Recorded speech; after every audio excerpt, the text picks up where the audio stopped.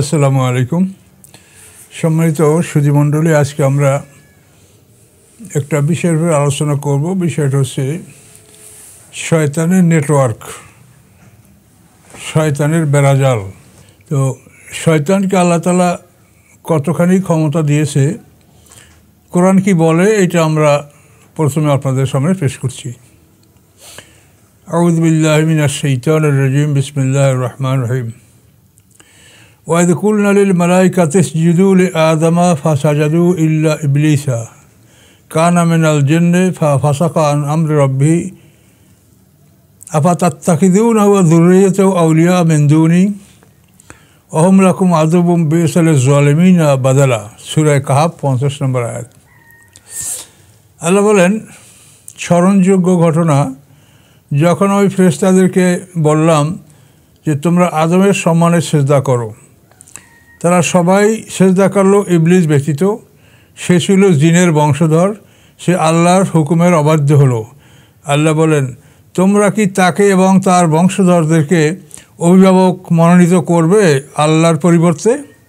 অহম লাকুম আদব্বুন, অথচ এই শয়তান এবং তার বংশধররা তোমাদের দুশমন। বেসালে জালিমিনা বাদালা, জালেমরা আমার পরিবর্তে যদি শয়তানকে বন্ধু হিসেবে গ্রহণ করে, তো এই পরিবর্তন অত্যন্ত নিকৃষ্ট একটা পরিবর্তন। আচ্ছা, আল্লাহ বলেন এই আয়াতে যেটা বলা হয়েছে কানা মিনাল জিন্নে, যে শয়তান জিনের বংশধর। আমরা আদম জাত, আদম সন্তান, আমাদের সৃষ্টির আগে আল্লাহ তাআলা পৃথিবীতে জিন জাতি সৃষ্টি করেছেন, এটা কোরআনে বলা আছে। খলাকনাল ইনসানা মিন সলসালিম মিন হামাইম মাসনুন ওয়াল জান্না খলাকনাহু মিন ক্বাবলু মিন নারিস সামুম। মিন ক্বাবলু আই মিন ক্বাবলি আদমা, আদমের পূর্বে আল্লাহ পৃথিবীতে জিন জাতি সৃষ্টি করেছিলেন। এর আগে কারা ছিল সেটা আমাদের কাছে অস্পষ্ট। তো ওই জিন জাতিরা লক্ষ লক্ষ বছর পৃথিবীতে তারা বসবাস করেছে। অতঃপর যখন তারা আল্লাহর অবাধ্য হয়েছে এবং পৃথিবীতে ব্যাপক মারামারি, কাটাকাটি, ফেতনা ফাসাদ করেছে, তখন আল্লাহ তাআলা জিবরিল আমিনকে একদল ফেরেশতা সহ পাঠিয়েছেন যে এই জিন জাতিকে আমার সরল জমিন থেকে তাড়িয়ে দাও। তো জিবরিল আমিন তাদেরকে সরল জমিন থেকে তাড়ালেন। তো দেখেন যে পৃথিবীটা পরিষ্কার হয়েছে কিনা, তো দেখা গেল হ্যাঁ পরিষ্কার হয়েছে, কিন্তু এক জায়গায় একটা জিনের কচি বাচ্চা পড়ে আছে, সেটা কাঁদছে ওখানে বসে। ওর মা বাবা পালিয়েছে, তখন ওই ভয়তে এমনভাবে পালিয়েছে যে ওই বাচ্চা নিয়ে যেতে আর সময় পায়নি। তো জিবরিল আমিন সেই বাচ্চাটাকে কোলে করে তিনি খুঁজতে লাগলেন যে এই বাচ্চার মা বাবা কোথায়। কিন্তু জিবরিল আমিনকে যখনই ওই জিনেরা দেখে, শুধু পালায় আর পালায়। উনি কেন খুঁজছেন সেটা কেউ লক্ষ্য করে না। অবশেষে জিবরিল আমিন এই বাচ্চাটা তার মা বাবার কাছে পৌঁছাতে পারেন নাই। এটা সহই তিনি আল্লাহর কাছে রিপোর্ট করেছেন যে আমি জিন জাতিকে আমি পৃথিবীকে তাড়িয়েছি। তখন আল্লাহ বলেন যে তোমার এই অবস্থা, তুমি বগলে কী নিয়ে আসছো?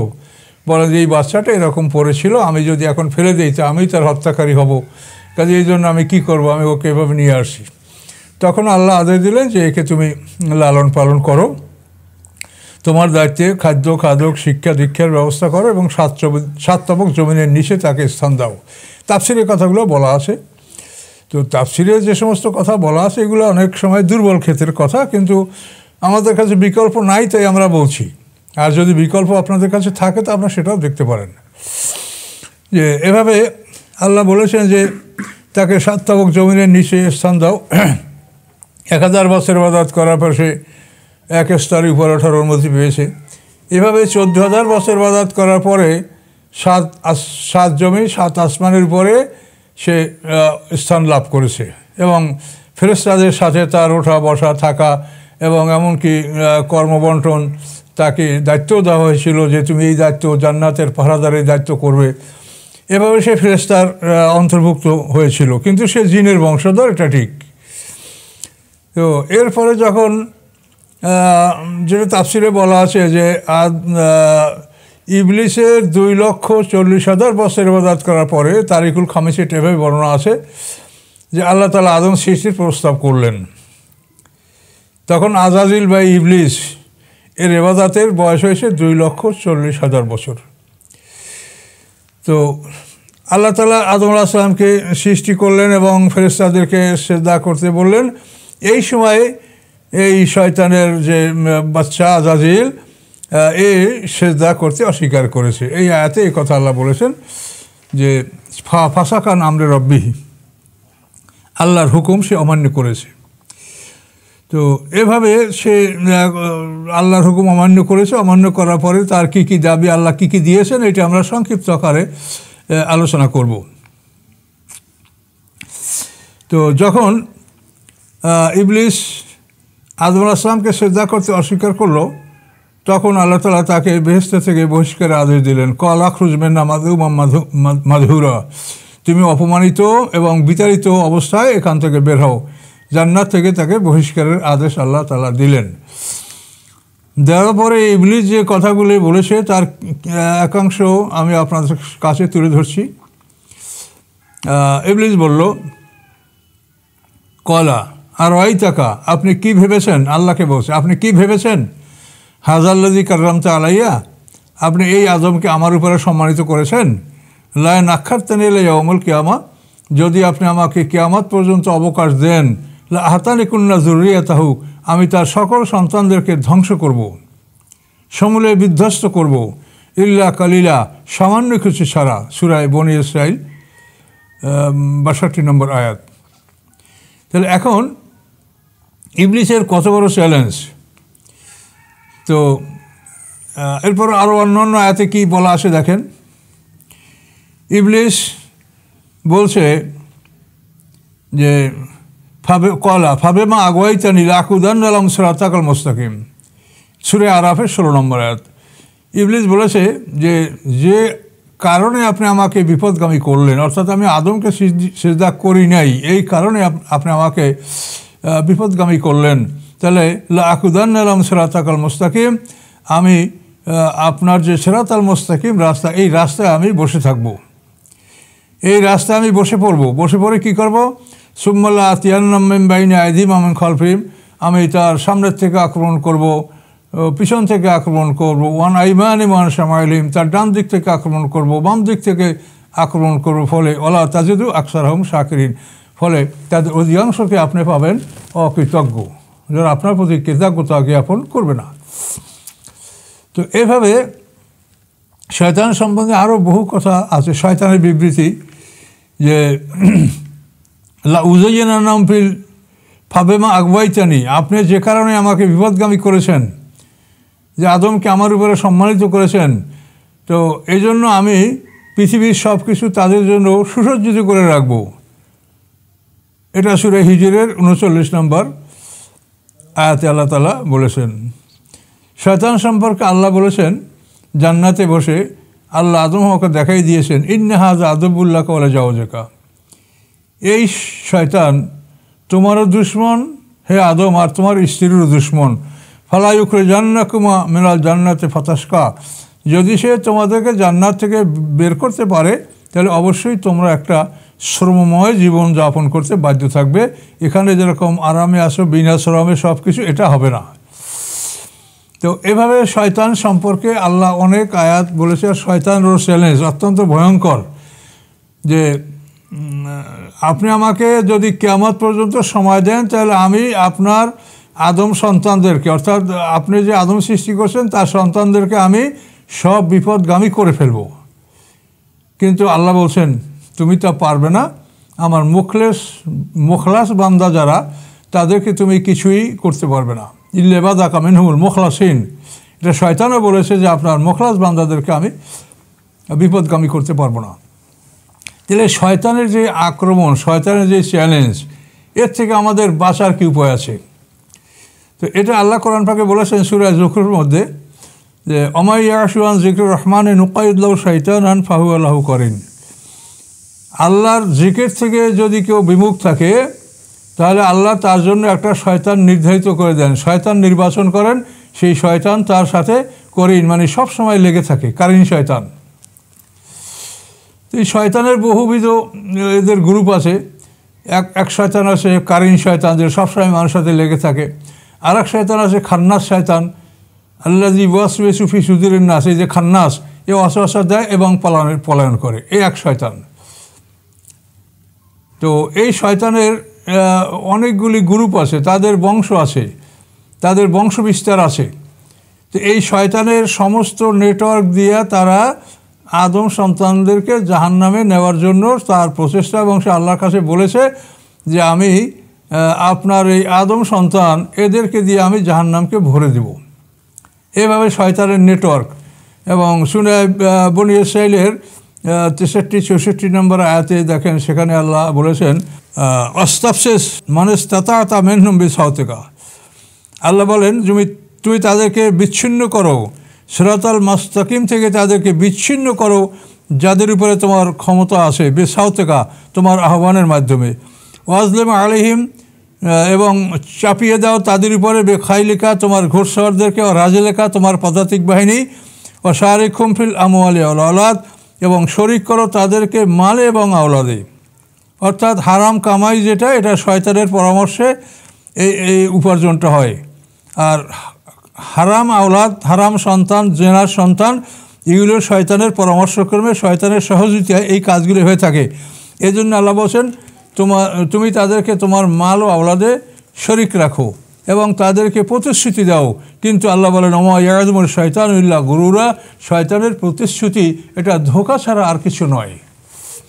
তো এখন শয়তান যে অঞ্চলগুলি শয়তানের দখলে নাই, যেমন যেখানে অধিকাংশ মুসলমানরা বসবাস করে, সেই সব অঞ্চলে শয়তানের এই যে আল্লাহ যেটা বললেন, তার নিজের আহ্বান, তারপর পদাতিক বাহিনী, ঘোড়সওয়ার, মানে তার যত বাহিনী আছে, বিমান বাহিনী, নৌবাহিনী, পদাতিক বাহিনী, সব বাহিনী দিয়া শয়তান আক্রমণ করে। তো এই যে শয়তানের এত আক্রমণের কথা আমরা কোরআনে আমরা শুনতে পাচ্ছি, তো এটার থেকে আমরা রক্ষা পাওয়ার কী বুদ্ধি, সেটাও আল্লাহ আমাদেরকে দিয়েছেন। আল্লাহ খুব সংক্ষেপে বলেছেন ওমা ইয়াশু আন যিকরি রহমানিন নুকাইয়িদ লাহু শাইতানান ফাহুয়া লাহু কারিন, যে আমার স্মরণ থেকে বিমুখ যে থাকবে তার জন্যই আমি শয়তান নির্বাচন করে দিই, এবং সে সবসময় সর্বদাই তার সাথে থাকে। তাহলে শয়তান থেকে দূরে থাকা, শয়তান থেকে আত্মরক্ষা করার একমাত্র উপায় হচ্ছে আল্লাহ স্মরণ। সুবহানাল্লাহ, আলহামদুলিল্লাহ, লা ইলাহা ইল্লাল্লাহ, এগুলি যেমন আল্লাহ স্মরণ, এবং আল্লাহ স্মরণ হলে কোরআন। ইন্না নাহনু নাজ্জালনা যিকরা ওয়া ইন্না লাহু লাহাফিজুন। তো সূরা হিজরের সম্ভবত 9 নম্বর আয়াত। তো আল্লাহ বলেন আমি এই জিকির মানে কোরআন নাজিল করেছি।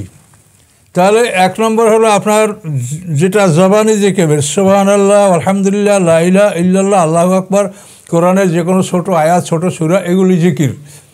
কিন্তু কোরআন হচ্ছে আপনার এমন এক জিকির যে কোরআনের মাধ্যমে আপনি শয়তানকে বিভিন্নভাবে প্রতিহত করার জন্য আপনি জ্ঞান পাবেন, এবং বিভিন্ন রকমের আপনি প্রযুক্তি এবং জ্ঞান পাবেন, যার মাধ্যমে আপনার অন্তরটা শক্তিশালী হবে। আর এমনি যদি শুধু সুবহানাল্লাহ, আলহামদুলিল্লাহ বলেন, এগুলি আপনার সব হবে, কিন্তু এগুলি আপনার জ্ঞানকে সমৃদ্ধ করবে না। আপনার জ্ঞানকে সমৃদ্ধ করার জন্য আপনাকে জিকির মানে কোরআন, এটা আপনাকে ধরে রাখতে হবে। তো কোরআনের সাথে যারা সম্পৃক্ত থাকবে, আল্লাহর জিকিরের সাথে যারা সম্পৃক্ত থাকবে, তারা এই শয়তানের আক্রমণ থেকে রক্ষা পাবে, শয়তান তাদেরকে ধ্বংস করতে পারবে না। তো এই জন্য এই যে শয়তানের বিশাল নেটওয়ার্ক, এটা সম্পর্কে আল্লাহ কোরআনেই বলেছেন, সে সময় চেয়েছে আল্লাহর কাছে যে আমাকে আপনি কিয়ামত পর্যন্ত সময় দেন, কিন্তু আল্লাহ বলছেন ইন্নাকা মিনাল মুনজারিন, তোমাকে আমি অবকাশ দিলাম, কিন্তু ইলা ইয়াউমিল ওয়াক্তিল মালুম, নির্দিষ্ট দিনের নির্দিষ্ট সময় পর্যন্ত। অর্থাৎ একেবারে কিয়ামত পর্যন্ত নয়, ইসরাফিলের প্রথম সিঙ্গার ফুৎকার পর্যন্ত শয়তানকে আল্লাহ অবকাশ দিয়েছেন। এ পর্যন্ত সে বেঁচে থাকবে এবং প্রথম সিঙ্গার ফুৎকারের শেষ প্রান্তে সে মৃত্যুবরণ করবে। এই যে শয়তান এবং তার যে বংশধর, তার যে দলবল, গোত্র, বিভিন্ন বাহিনী, ঘোড়সওয়ার, পদাতিক, বায়ুসেনা, নৌসেনা, এই সব দিয়ে শয়তান যে আমাদেরকে আক্রমণ করছে, তো এই যে শয়তানকে আল্লাহ ক্ষমতা দিয়েছেন এবং আল্লাহ আমাদেরকে থেকে আত্মরক্ষা করার ব্যবস্থা আল্লাহ দিয়েছেন, এইটা আমাদেরকে, এই ব্যবস্থার উপরে আমাদের সতর্ক থাকতে হবে। আমরা যদি নিজেদেরকে নিরাপদ মনে করি যে আমরা তো খুব আরামে আছি, স্বাধীন দেশে বসবাস করি, নিজেরা যেমন ইচ্ছা তেমন পোশাক পরিচ্ছদ পরিয়া, যেমন ইচ্ছা তেমন ওয়াজ করি, যেমন ইচ্ছা তেমন করে বেড়াই, কে আমাদেরকে বাধা দেয়? তো এইটা যদি মনে করেন যে আপনি তো মানে মহা ভুলের মধ্যে আছেন। আপনার পিছনে যে এই শয়তান লাগা আছে, অতি সূক্ষ্মভাবে আপনাকে আল্লাহর দিন থেকে বিপথে নিয়ে যাবে, আপনাকে শিরকের মধ্যে ঢুকিয়ে দিবে। এগুলি তো আপনি বুঝতে পারবেন না যদি কোরআনের মধ্যে আপনি না ঢোকেন। তো এজন্য শয়তানের আরও কিছু ক্ষমতার কথা আপনাদেরকে বলবো, যেটার মাধ্যমে আমরা শিরক সম্পর্কেও কিছু জ্ঞান অর্জন করতে পারবো। সেটা হচ্ছে সূরা হজে আমাদেরকে যেতে হবে। সূরা হজের মধ্যে আল্লাহ তাআলা বলেছেন, ওমা আরসালনা কাবলাকা মির রাসূলিন ওয়ালা নাবিয়্যিন। আল্লাহ বলেন, আপনার পূর্বে আমি যত নবী রসুল পাঠিয়েছি সকলের ক্ষেত্রেই এই ঘটনাটা ঘটেছে। মা এবং ইল্লা দ্বারা মানে এটা ইমফ্যাসিস দেওয়া হয়, জোর মানে কথাটাকে শক্তিশালী করা হয়। আল্লাহ বলেন, আপনার পূর্বে ইহা ব্যতীত আমি কোনো নবী রসুল পাঠাইনি, অর্থাৎ নিশ্চয়ই আপনার পূর্বে নবী রসুল যাদেরকে পাঠিয়েছি তাদের উপরে এই ঘটনাটা ঘটেছে। কি? ইজা তামান্না, যখন তারা তেলাওয়াত করেছেন, আলকা শয়তান ফি উমনিয়াতিহি, তখন তার তেলাওয়াতের মধ্যে শয়তান নিজের কিছু কথা ঢেলে দিয়েছে, মিশিয়ে দিয়েছে। ফায়ান সাকুল্লাহ মায়ুলকে শয়তান, অথবা রোহিত করে দিয়েছেন আল্লাহ তাআলা ওই সব কিছু যা শয়তান ঢেলে দিয়েছে, শয়তান যেটা সংমিশ্রণ করেছে পয়গম্বরদের তেলাওয়াতের সাথে। সুম্মা ইহকুমুল্লাহ আয়াতি, এরপর আল্লাহ তাআলা তার আয়াতকে প্রতিষ্ঠিত করেছেন। আল্লাহ আলিমুন হাকিম, আল্লাহ তাআলা মহাজ্ঞানী মহাকৌশলী। সূরা হজের 12 নম্বর আয়াত। তো এখানে দেখেন যে কোনো নবী রাসূল এমন পাঠানো হয় নাই যে শয়তান তাদের তেলাওয়াতের সাথে নিজের তেলাওয়াত মিশিয়ে দেয়নি। এটা কত বড় কঠিন কথা দেখেন। পয়গম্বররা তেলাওয়াত করে আল্লাহর কালাম, সেইখানে শয়তান তার কথা মিশিয়ে দেয়। আল্লাহ বলেন, আমি শয়তানের কথাটাকে রহিত করে দিয়ে আমি আমার আয়াতটা প্রতিষ্ঠিত করে দেই। তাহলে শয়তানের কতখানি ক্ষমতা এটা আপনি এখান থেকে দেখেন। এবং এই ঘটনা, এই আয়াতের সানিধ্যে দেখবেন যে আল্লাহ রসুল মক্কাতে সূরা নজম তেলাওয়াত করেছিলেন। তো এই নজম তেলাওয়াত করা যখন আল্লাহ রসুল শেষ করেছেন, আল্লাহ রসুলের তেলাওয়াত শেষ হওয়ার সাথে সাথে শয়তান তার কিছু বাণী সেখানে পাঠ করেছে। সেই বাণীগুলো এরকম ছিল, তাফসীরে লেখা আছে, তেলকাল গারানেইকাল উলা ওয়াইন্না শাফাআতুহুম লাতুরজা। শয়তানের পাঠ, এই বড় বড় দেবদেবীগুলি এদের শাফাতের আশা করা যায়, এরাও আল্লাহর কাছে শাফাত করতে পারবে। এখন আল্লাহ রসুল তেলাওয়াত শেষ করছেন, তার সাথে সাথে শয়তান এই কথাগুলো আরবি ভাষায় বলেছে। এখন যারা শ্রোতারা তারা তো মনে করেছে যে মুহাম্মদ সাল্লাল্লাহু আলাইহি ওয়াসাল্লাম বলেছে। তো এই কথা শুনে মক্কার সব মুশরিকরা সেজদায় পড়ে গেল যে মুহাম্মদ সাল্লাল্লাহু আলাইহি ওয়াসাল্লাম বলেছে যে আমাদের এই বড় বড় দেবদেবীগুলা এগুলো শাফাত করার ক্ষমতা রাখে, শাফাতের আশা করা যেতে পারে তাদের থেকেও। সব মুশরিকরা সেজদায় পড়ে গেল। কিন্তু এই কথাটা তো মুহাম্মদ সাল্লাল্লাহু আলাইহি ওয়াসাল্লাম বলেন না, এটা পরে প্রমাণিত হয়েছে। এই কথা শুনে এমনকি আবিসিনিয়ায় যারা হিজরত করেছিলেন তারাও মনে করেছিলেন যে মক্কার মুশরিকরা সব ইসলাম গ্রহণ করেছে, তাহলে আমরা আমাদের মাতৃভূমিতে ফিরে যাই। কিন্তু পরবর্তীতে এটা বোঝা গেছে, স্পষ্ট হয়েছে যে আসলে এই কথাগুলি শয়তান বলেছে। তাহলে এখন আপনাদের কাছে এই কথাটা বলার উদ্দেশ্য এই যে শয়তান এত বড় ক্ষমতা রাখে যে পয়গম্বর তেলাওয়াত করেছে আল্লাহর কালাম, সেই তেলাওয়াত শেষ করার সাথে সাথে তার সাথে নিজের কথা মিশিয়ে দেয় যাতে অন্যরা বুঝতে না পারে যে এটা পয়গম্বর বলেছে না অন্য কেউ বলেছে। এইটা যদি শয়তান আল্লাহর কালামের সাথে করে, তাহলে হাদিসের সাথে শয়তান কত সংমিশ্রণ, কত যোগ করেছে, এই কথাটা বলাই আমার মূল উদ্দেশ্য। যে আল্লাহর কালামের সাথে যখন শয়তান এইটা যোগ করতে সক্ষম হলো, তাহলে সে হাদিসের সাথে কত কথা যোগ করতে সক্ষম হয়েছে। তো এই জন্য অসংখ্য জাল হাদিস যেগুলি আমাদের মধ্যে বিভ্রান্তি সৃষ্টি করে, আর এগুলি বলতে গেলে আলেমরা ক্ষিপ্ত হয়ে যায়। তারা মনে করে হাদিসের 2 মলাটের মধ্যে যা আছে সব হাদিস, এগুলো আমাদের সব মানতে হবে। এজন্য তারজ, দফে তারজ মানে পরস্পর বিরোধী অবস্থা সৃষ্টি হয় এবং এটা সমাধান, এই জন্য তারা বিভিন্ন পথ খুঁজে বের করে। কিন্তু এটা জাল কিনা এটা তারা খুঁজে বের করে না। তো এই কথাটা বোঝানোর জন্য আমি শুধু আপনাদেরকে এই শয়তানের যে ক্ষমতা সম্পর্কে কোরআনের আয়াতগুলি আছে সেগুলি বললাম, আর এখানেও আমি কোরআনের আয়াত থেকে আপনাদেরকে এটা দেখা দিলাম। সম্মানিত সুধীমণ্ডলী, আমরা সব কিছু কোরআন থেকে নেব যাতে আমাদের কথাগুলি সন্দেহের ঊর্ধ্বে থাকে।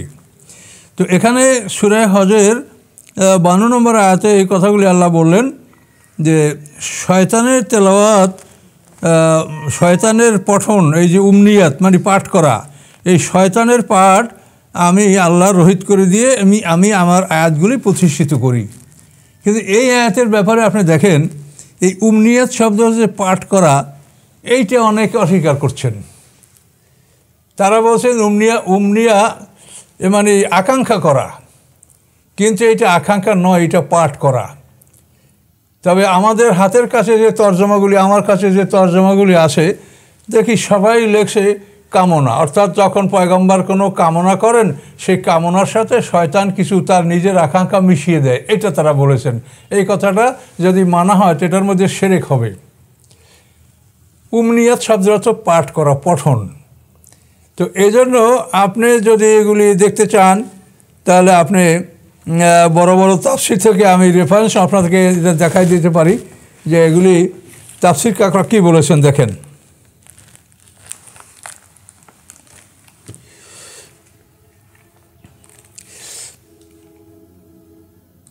আচ্ছা এখন দেখেন এখানে মারফুল কোরআন প্রথম খণ্ড 109 পৃষ্ঠা এখানে বলা আছে আল উমনিয়া ওহিয়া তেলাওয়াত। এই উমনিয়া শব্দের অর্থ তেলাওয়াত, পাঠ করা। ক্বালা আল্লাহু তাআলা ইদা তামান্না আলকা শায়তানু ফি উমনিয়াতি আই ফি কিরাতিহি। পরিষ্কার ভাষা যে এই উমনিয়াত শব্দের অর্থ তেলাওয়াত এবং কিরাত, এটার অর্থ মানে আকাঙ্ক্ষা না। তার কারণ মানুষের মনের মধ্যে কি আকাঙ্ক্ষা লুকেই তো থাকে, এটা আল্লাহ আলিমুম বিজাতিস সুদূর, আল্লাহ একমাত্র অন্তর্যামী, এটা আল্লাহ ছাড়া কেউ জানে না, ফেরেশতারাও না, শয়তানও না। এখন যদি আপনি এতে তর্জমা করেন উমনিয়া মানে আকাঙ্ক্ষা, তাহলে মানুষের মনের কি আকাঙ্ক্ষা লুকিয়ে আছে এটা কি শয়তান জানে? তো শয়তান জানে না। আল্লাহ আলিমুম বিজাতিস সুদূর, আল্লাহ জানেন, তিনি অন্তর্যামী, ফেরেশতারাও জানে না। ফেরেশতারা যদি দিলের কথা জানতো তাহলে মনে মনে জপনা করলে সেটাও তারা লিখতে পারতো। তো কেরাতের ক্ষেত্রে যেটা বলা আছে খফি কেরাত, সেখানে কী বলা আছে ইসমাউ নাফসিহি, নিজে নিজ কানে নিজে শুনতে হবে। নিজ কানে নিজে না শুনলে সেটা কেরাতের মধ্যেই গণ্য হবে না, সেটা ফেরেশতারা রেকর্ড করতে পারবে না।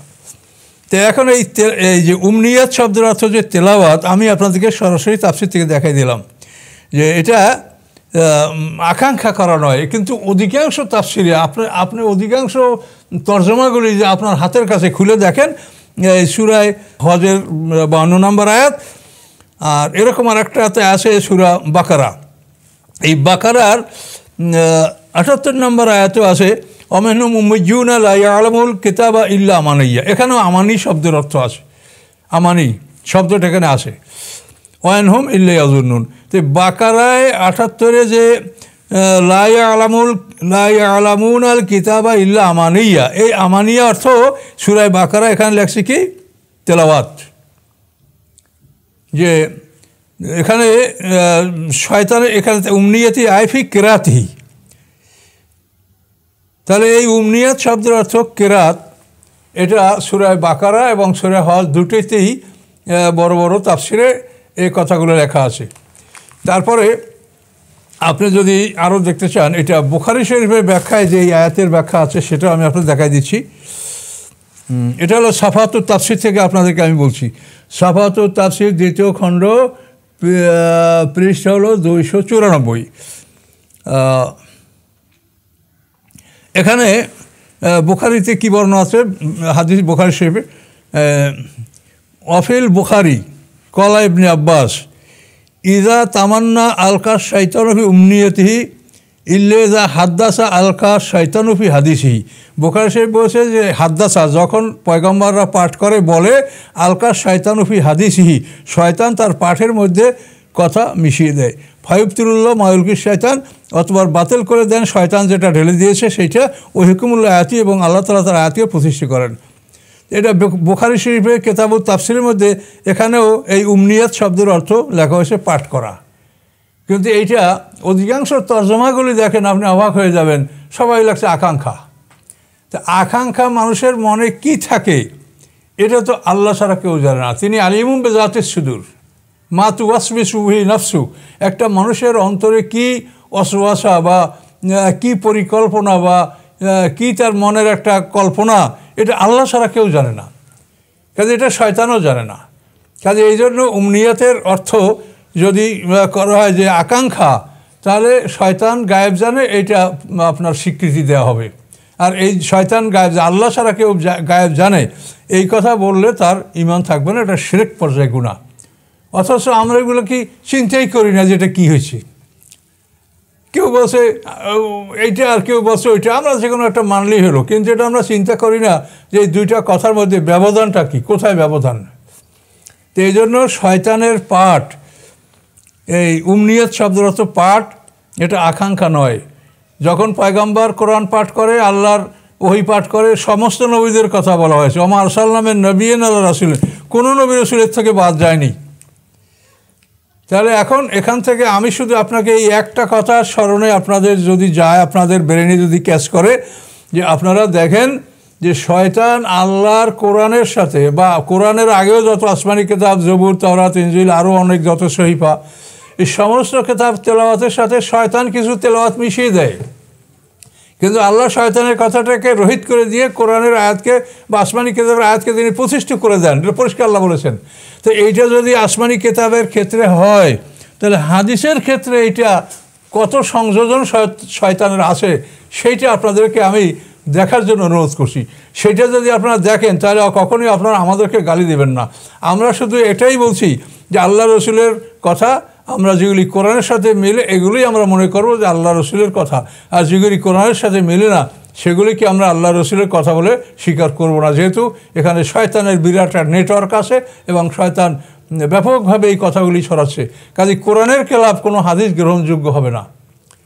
যেখানে আল্লাহ তাআলা আল্লাহ রসুলের উপরে এত কঠোর বাণী উচ্চারণ করেছেন যে মুহাম্মদ সাল্লাল্লাহু আলাইহি ওয়াসাল্লাম কোনো কথা বানিয়ে বললে আমি তাকে ধরে, তার ডান হাত ধরে তার হৃৎপিণ্ডের রক কেটে দিতাম, তাহলে মুহাম্মদ সাল্লাল্লাহু আলাইহি ওয়াসাল্লাম কি আল্লাহর খেলাফ কোনো কথা বলবে, কোরআনের খেলাফ কোনো কথা বলবে?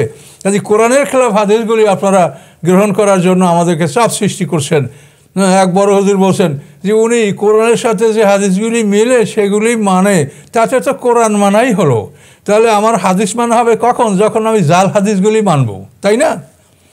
কাজে আপনাদেরকে আমি, আপনারা যাই মনে করেন আমি যেটা বলছি, আমি কোরআনের বাইরে কোনো কথা আপনাদেরকে বলি নেই। আমার নিজের কথা শোনার জন্য আপনাদেরকে আমি অনুরোধ করছি না। কোরআন দেখেন যে সমস্ত নবীদের কথার সাথে, নবীদের তেলাওয়াতের সাথে শয়তান কথা মিশিয়ে দেয়। তাহলে এখন হাদিস তো অধিকাংশের মধ্যে রাসূলের কথা যেমন, সাহাবীদের কথাও তো তেমন হাদিস। সাহাবীরা যদি বলেন কলা রাসূলুল্লাহ সাল্লাল্লাহু আলাইহি ওয়াসাল্লাম, সেটাকে হাদিস বলে গ্রহণ করা হয়, আমরাও করি। তার কারণ সাহাবী যদি বলেন রাসূল সাল্লাল্লাহু আলাইহি ওয়াসাল্লাম বলেছেন, তো সে কথার উপরে আমাদের কোনো সন্দেহ থাকতে পারে না যে সাহাবী অবশ্যই রাসূলের সাহাবী, তিনি বলেছেন কলা রাসূলুল্লাহ সাল্লাল্লাহু আলাইহি ওয়াসাল্লাম, তাহলে এটা তিনি সত্যিই বলেছেন। কাজেই সাহাবীদের কথাকেও আমরা হাদিস মনে করি। কাজে এই হাদিসের মধ্যে যে কত শয়তানের সংমিশ্রণ আছে, আপনারা কাইন্ডলি অনুগ্রহপূর্বক সেইটা আপনারা যদি দেখেন, তাহলে আপনারাও জাল হাদিসের ব্যাপারে আপনারা আর দ্বিমত করবেন না বলে আমি মনে করি। তবে চিন্তা গবেষণার ব্যবধান থাকে, আপনি একটা গবেষণা পাচ্ছেন, আমি আর একটা পাচ্ছি, কাজে আপনার আমার চিন্তা গবেষণায় কিছু ব্যবধান থাকবে, এটা থাকবেই, সেটা বড় কথা না। কিন্তু মূল বিষয়ে আমরা একমত হব যে আল্লাহ রসুলের হাদিসের মধ্যে অসংখ্য জাল হাদিস আছে এবং এগুলি নিয়ে সমাজে যত বিভ্রান্তিকর অবস্থার সৃষ্টি হয়, এগুলি নিয়ে ইসলামের শত্রু আমাদেরকে সমালোচনা করার সুযোগ পায়। কাজে এই জন্য আপনাদেরকে অনুরোধ করছি যে এই বিষয়গুলো আপনারা দেখেন এবং এই বিষয়গুলি যদি আপনারা মনোযোগ দেন, তাহলে আপনারাও এই ভুল ভ্রান্তিগুলি ধরতে পারবেন এবং আপনারাও একটা সঠিক পথ পাবেন। আর মানুষের কাজ হলো এইগুলি অনুসন্ধান করা, এবং অনুসন্ধান করলে আমরা সওয়াব পাবো। আপনারা মনে করেন যে আপনার সাথে আমি একমত না, আমার সাথে আপনি একমত না, মতভেদ, এই মতভেদ তার একটা কিন্তু কারণ আছে এবং একটা ফায়দা আছে। কোরআন পাক আল্লাহ বলেছেন ওয়ালা ইয়াজালুনা মুখতালিফিনা ইল্লা মান রাহিমা রাব্বুক ওয়ালিযালিকা খালাকাহুম। আল্লাহ বলেন তারা সবসময় মতভেদ করবে এবং এই মতভেদের জন্য তাদেরকে সৃষ্টি করা হয়েছে। তো এটা একটা আশ্চর্য কথা যে আমাদেরকে আল্লাহ কি মতভেদের জন্য সৃষ্টি করেছে? তো এটার সঠিক কথাটা আপনি বোঝার চেষ্টা করেন। এটার অর্থ হলো এই যে মতভেদ থাকার কারণে মানুষের পড়াশোনা স্টাডি গবেষণা চলতে থাকে। আর যদি মতভেদ না থাকে, সবাই এক কথা, তাই ওটা ওই আপনি একবার শুনছেন জীবনে, আর কিয়ামত পর্যন্ত ওটার আর কোনো পরিবর্তনের চিন্তা নাই আপনার মধ্যে। কিন্তু যখনই দেখবেন যে আপনার বিরুদ্ধে আরেকজন বলেছে, তখনই আপনি কোরআন খুলবেন, কেতাব খুলবেন, তাফসির খুলবেন, হাদিস খুলবেন, যে উনি এটা বললো, কোথা থেকে পেল। তাহলে আমি একটা বলছি, আমারটা যদি আপনি না পান, তা আপনি খুলবেন, খুঁজবেন যে কোথা হতে পাওয়া গেল। আমি যখন এই অঞ্চলে প্রথমে তাফসির আলোচনা করছি যে জান্নাতে আল্লাহ রসুলের সাথে 3 জন দুনিয়ার মহিলার সাথে বিয়ে হবে। একজন হলো বিবি আসিয়া, আর একজন হলো মরিয়ামের মুসা আলাইহিস সালাম বোন মরিয়াম বা কুলসুম, আর একজন হলো ঈসা আলাইহিস সালাম মরিয়াম। আসিয়া, ঈসা আলাইহিস সালাম মরিয়াম আর মুসা আলাইহিস সালাম বোন কুলসুম, এই 3 জন মহিলার সাথে জান্নাতে আল্লাহ রসুলের সাথে বিয়ে। আমরা হইচই করে উঠলো, আমরা কোনোদিন এটা পাইনি। এখন পান নাই, তখন পাইতে হবে, তখন খুঁজবেন। তখন আপনি তাফসির খুঁজতে খুঁজতে অবশ্যই পাবেন যে সূরা কাসাসের তাফসিরে এই হাদিসটা জালালের হাসিয়ে আছে, অন্য অন্য তাফসিরে আছে, আপনি এটা পাবেন। তাহলে মতভেদ থাকাটা যেমন একটা ক্ষতি, তেমন তার একটা উপকারের দিকও আছে, যে এই মতভেদ থাকার কারণে মানুষের মধ্যে স্টাডি, যে কোরআন হাদিসের একটা গবেষণা একটা চালু থাকে। আমি উত্তরবঙ্গে প্রথম যখন আসি, আমি হানাফি মাযহাব অনুসারী লোক, তো আমি এদের কথা শুনে আমি অবাক, আমি এগুলো কিছু জানি না, পারি না। তখন আমার মধ্যে একটা আসলো যে আমি এটা সম্বন্ধে আমাকে জানতে হবে। তখন আমি জানতে শুরু করলাম। সর্বপ্রথম আমি আমার স্যার মোস্তাফিজুর রহমান স্যারকে বললাম, স্যার সর্বশেষ সাহাবী কে, যে সর্বশেষ সাহাবী কে এবং কত হিজরিতে মারা গেছেন। স্যার বললেন যে তুমি আমাকে প্রশ্ন করছো, এটা তো আমার বইতে আছে, কিন্তু আমার এটা স্মরণে নাই যে আসলে কোন সাহাবী সর্বশেষ সাহাবী এবং কত হিজরিতে তার ইন্তেকাল হয়েছে। তো এভাবে আমি আমার গুরুজন যাদের, তাদের কাছে জিজ্ঞাসা করছি, নিজে জানার চেষ্টা করছি। এখন ইনশাল্লাহ সব বিষয়ে আমার কাছে অনেকটা পরিষ্কার হয়ে গেছে। আমি বলতে পারি যে কে কী করছে, কে কী বলছে। তো এই স্টাডিটা আমার হতো না যদি আমি একটা ভিন্ন মাযহাবী লোকদের মধ্যে না ঢুকতাম। কাজে আমি একটা ভিন্ন মাযহাবী লোকদের মধ্যে ঢোকার ফলে আমার মধ্যে একটা স্টাডি গবেষণার আগ্রহ জাগছে। আর অন্যরাও যদি আমাদের মাসলাকে ঢোকেতে, তার মধ্যে স্টাডি গবেষণা এর একটা পথ উন্মুক্ত হবে। তো এই জন্য আল্লাহ বলছেন যে আমি তাদেরকে মতভেদ করার জন্য সৃষ্টি করেছি। মতভেদের মাধ্যমেই মানুষের জ্ঞান চর্চা অব্যাহত থাকে। তা আমার আজকের আলোচনা, এটা খুব দীর্ঘ আলোচনার বিষয়, কিন্তু আমি সংক্ষিপ্তেও বলেছি, আপনাদের হয়তো বুঝতে কষ্ট হবে। আপনারা কোরআন থেকে এটা খুঁজে দেখেন যে শয়তানকে আল্লাহ তাআলা অনেক ক্ষমতা দিয়েছে এবং মানুষকে তার প্রতিরোধ করারও ক্ষমতা আল্লাহ দিয়েছেন। কাজে এই জন্য আমরা এটা চিন্তা যেন রাখি যে কোরআনের সাথে আল্লাহর অন্যান্য আসমানি কেতাবের সাথে শয়তান পঠন মিলিয়ে দেয়, তাহলে হাদিসের সাথে শয়তান অনেক কথা মিলিয়ে দিয়েছে। কাজেই সব হাদিসগুলোকে আপনারা সহি মনে করে সমাজে যদি মানে অটল অবস্থায় থাকেন, তাহলে এটা মানে কোনো সমস্যার সমাধান হবে না। এই জন্য আপনাদেরকে এই বিষয়টায় মনোযোগ দেওয়ার জন্যই আমি এই কথাগুলি কোরআন থেকে বলেছি। আসসালামু আলাইকুম রহমতুল্লাহ।